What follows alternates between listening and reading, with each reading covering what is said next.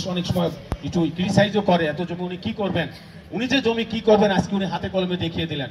ওই জমির প্ল্যান ওই সমস্ত কিছু আমাদের এখন স্যার হাতে নিয়েছেন। ট্রাস্টের নবগঠিত ট্রাস্টের যে ট্রাস্টি আছে সে বডিতে আছে ওনার সন্তানরা, ওনার স্ত্রী, ওনার যারা ওয়েল উইশাররা, এবং এই তাদের সঙ্গে পরামর্শ করে এই জমিগুলো ইউটিলাইজ করতে হবে। আমাদের ছেলেমেয়েরা কখনো বাইরের কিনা চাউল আমরা খাই না, কিনা আমরা খাই না, এই গোল আলু সারা বছর আমাদের কোল্ড স্টোরেজে থাকে স্যারের এখানকার। যাও এগুলো অনেক গল্প, আমরা তাদেরকে সবাই আমাদের যে একটা খামার আছে এবি খামার, অনেক ছেলেমেয়েরা গেছে, আপনারা শেয়ার করেন। ক্লাস 10 এখনো নিতে পারি নাই, আমি পর্যায়ক্রমিকভাবে নেব। ওখানকার 5টা পুকুর, এই পুকুর এগুলো সব প্রোডাক্ট, এবং এখানকার আমাদের যে poultry farm, cow dairy farm, যেটা গরুর যে ফার্ম, যে দুধ হয়, আজকে ম্যাডামদের নিয়ে গেছিলাম সকালে, এবং কালকে আমরা ওই ম্যারাথন রেসের ছেলেমেয়েদের নিয়ে যাব ওখানে।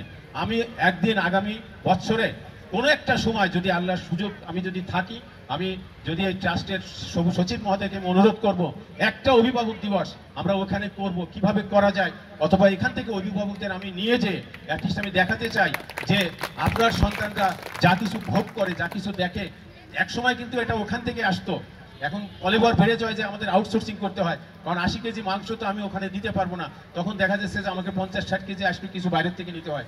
উদ্দেশ্য chairman madam, chairman sir, doctor চাই যে আমার এখানে বাচ্চারা যারা পড়বে তারা আমার প্রোডাক্ট খাবে আমাদের ক্ষেতের। আজকে সেই সমস্ত অবারিত জমি যেখানে আছে, আপনাদের এখানে বিজয় গণগ্রন্থাগার করা হবে, এখানে চিনি সাহিত্য ভবন করা হবে, এই যে জিনিসগুলো করা হবে, আজকে ইউনিভার্সিটি, আজকে পলিটেকনিক ইনস্টিটিউশন আছে, কিন্তু কালকে পলিটেকনিকে আপনাদের সদয় অবগত জানাচ্ছি, একই সাথে একটা প্রোগ্রাম পড়ে গেছে, আমাদের বাংলাদেশ কারিগরি শিক্ষা বোর্ডের চেয়ারম্যান মহোদয় ডাক্তার আমজাদ পলিটেকনিক ইনস্টিটিউটে দেখতে আসবেন। ম্যাডাম আছেন শুনে বলে যে ভালো হলো, আমিও একটু নিশাত ম্যাডামের সঙ্গে একটু ইন্টারাকশন করব। এই মঞ্চে কালকে লাঞ্চের পরে চেয়ারম্যান আসবেন এবং বিভিন্ন পলিটেকনিক্যালের প্রিন্সিপালরা আমাদের ডাক্তার আমজাদ ইনস্টিটিউটের পরিদর্শন করে এই মঞ্চে সমস্ত শিক্ষার্থীদের উদ্দেশ্যে উনিও কথা বলবেন ম্যাডামের সাথে। তো যাই হোক, যেটা বলতেছিলাম যে ডাক্তার আমজাদের মহৎ উদ্দেশ্য, আই ক্যানট ইমাজিন আমি আমার সম্পদ, আমার স্ত্রী, আমার সন্তান, আমার ভাই ব্রাদার, আমার বংশ এরা ভোগ করতে পারবে না, সেটা এইভাবে দান করে দেব।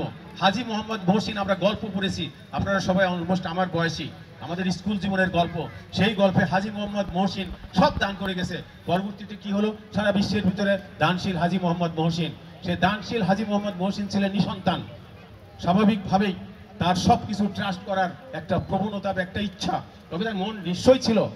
অতএব এই রকমের আজকে দাতা হাতেম তাই, আজকে এই রকমের যে কথাগুলো আজকে রাষ্ট্রীয় সচিব মহোদয় স্যার বললেন, এই জিনিসগুলো কিন্তু এমনি এমনি আসে না। এই রকমের মোটিভেশন আমাদের আশেপাশে, আমাদের ডাক্তার আমজাদ স্যারের যে মোটিভেশনের লোক, আমরা স্যারের সেই মহৎ জায়গাটা, তার সেই ইচ্ছা শক্তিটা, সেটাকে একটু হলো আপনারা মনে করবেন।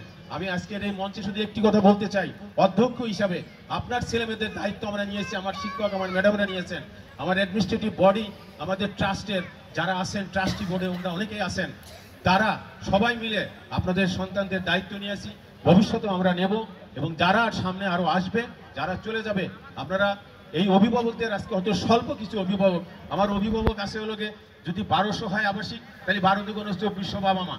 আজকে আপনারা কয়শোবে আসছেন, তারপরে সবাই মেয়েদের সঙ্গে এখনো ছেলেদের সঙ্গে তার বাইরে বাইরে আছে। আমরা এটা মেসেজও দেই নাই, বা ট্রাস্ট হয়েছে মেসেজটা আপনাদের দিয়েছি খুশির জন্য, যে সবাইকে জানিয়ে দেন যে ট্রাস্টের পক্ষ থেকে শুভেচ্ছা সমস্ত আপনারা পেয়েছেন না, ট্রাস্টের মেসেজ। হ্যাঁ, ভেরি গুড।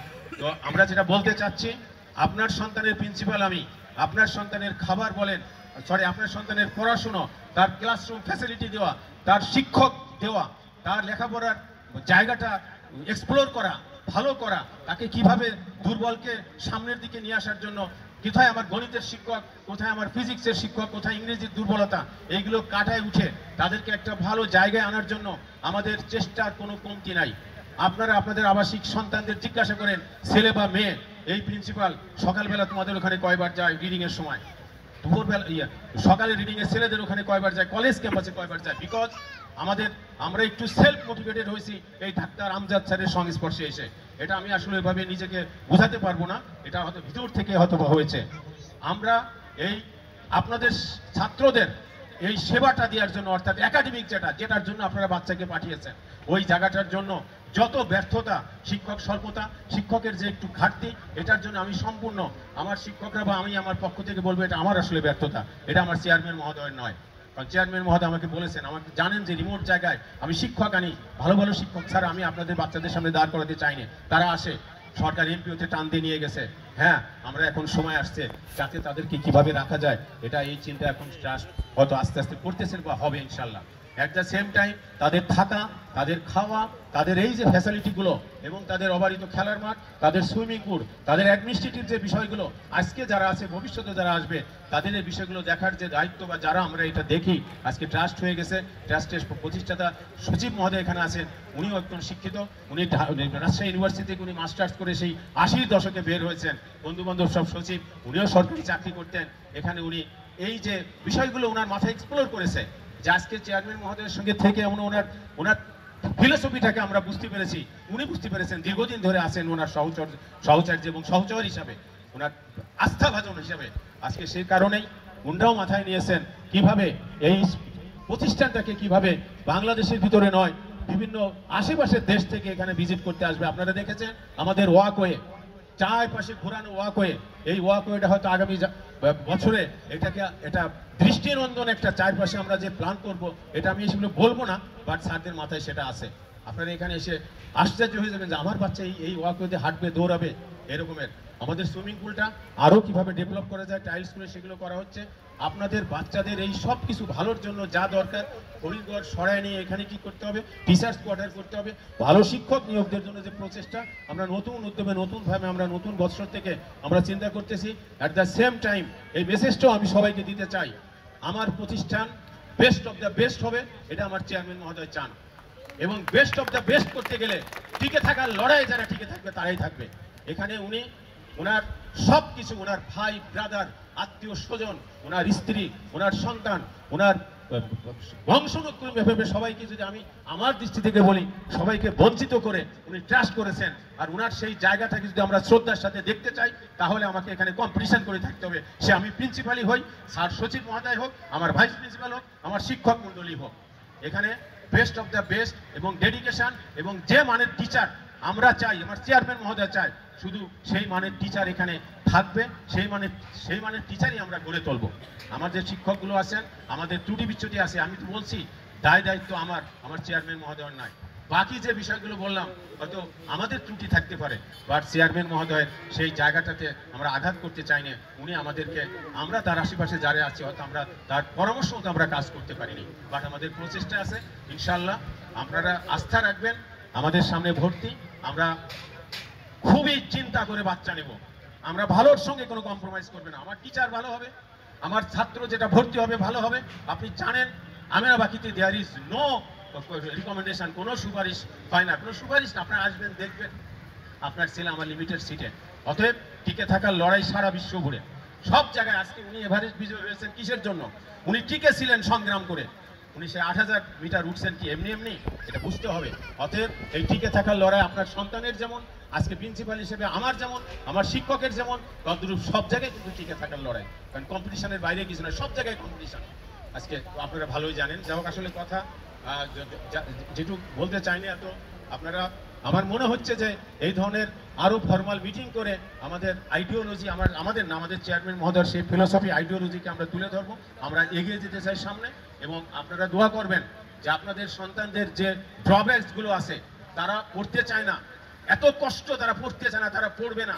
একটা বাচ্চার এখানে বসায় দিয়ে সে বসে আছে, পড়ে না, পরীক্ষা আসলে আমরা জিজ্ঞাসা করলে সব হয়েছে। এই যে কি যন্ত্রণা, আপনারা শিক্ষক, আপনারা জানেন। আপনারা তো বলতে পারেন সে ম্যাথে ফেল করছে, সে ইংলিশে খারাপ করছে, আপনি ওই বাচ্চার স্টাডি করবেন, আমরা অপারগ হয়ে যায় মাঝে মাঝে। তারপর আমাদের প্রচেষ্টা আছে, আমরা তার দাঁড়ে দাঁড়িয়ে ঘুরে ঘুরে কাছে কাছে যে দেখবো। আমার শিক্ষকদের বলা আছে এইভাবেই যেতে হবে লাস্ট পর্যন্ত। যখন আমাদের চেষ্টার সঙ্গে তার চেষ্টাটা মিলবে না, সরি, তখন আমাদের তো একটা বললাম না, ইট ইজ এ পিক, এটা একটা পিরামিডের মতো। উনি সেই পিরামিডের মতো, এই নিশাত মজুমদার মহোদয় এইভাবেই কিন্তু আস্তে আস্তে পিরামিডে উঠছে। অতএব সবাই ঝরে গেছে আস্তে আস্তে। আমিনাবাকির কোয়ালিটি, আমিনাবাকির এখানকার জীবনমান সবকিছুই একটা পিরামিডের মতো আস্তে আস্তে পিকের দিকে যাবে। এখানে টিকে থাকার লড়াই। আপনার বাচ্চারা পরীক্ষা দিয়ে ডিসেম্বরে যে বাসায় যাবে, প্লিজ, এত দুষ্টু এবং এত তারা যে কি রকমের আমাদেরকে তারা কেন মোটিভেটেড হয় না? সব আমাদের উপরে ছেড়ে দেন। চেয়ারম্যান মজা সারা বাংলাদেশ থেকে বড় বড় ফিগার ইনাদের মতো এনে এনে তাদের মোটিভেট করেন। আসলে আমি চাই আপনারা আসল জায়গাটা মোটিভেট করবেন। হ্যাঁ, আজকে যদি আমার এখানে ছুটি দেওয়া হয়, 7 দিন পরে আপনারা অস্থির হয়ে যান, তাড়াতাড়ি আমিনা বাকির হোস্টেলে কবে যাবি? আমি ডাইরেক্ট উইথ দেম, আমি আপনাদের সঙ্গে এটা কেন এটা হয় তাদেরকে বলবেন তোমরা ওখানে যাও, তোমরা যেটার জন্য গেছে এইগুলো করো, তোমরা একটু সময় দাও। তারা সময় দেবে না, সারাদিন খেলবে, খেলার মাঠ থেকে তাদের লাঠি দিয়ে আমাদের খেলাটা ভালো, টাইম মেনটেন করা আছে, কিন্তু তারা রিডিং এ করতে চায় না। তারা, আমি বলি যে ওখানে আমাদের ইউ ক্যানট ইমাজিন, আজকে কলেজ পর্যায়ে, স্কুল পর্যায়ে আমার একটা এই জায়গায় সব টিচার থাকে। আমার ম্যাথের টিচার 3-4 জন, আমার ফিজিক্সের টিচার, আমার ইংলিশের টিচার 3-4 জন। তারা সেখানে যাবে, তারা শিখবে, তারা কথা বলবে, তারা বুঝবে স্যারের কাছে যায়, কিন্তু অনেকেই যায় না। আপনাদের সন্তানদের অনেক এরকম গাফলতি আছে, সেগুলো আপনারা একটু খেয়াল রাখবেন। সরি, আমি অনেক কথা বললাম। মূল কথা হচ্ছে যে please have some confidence on us.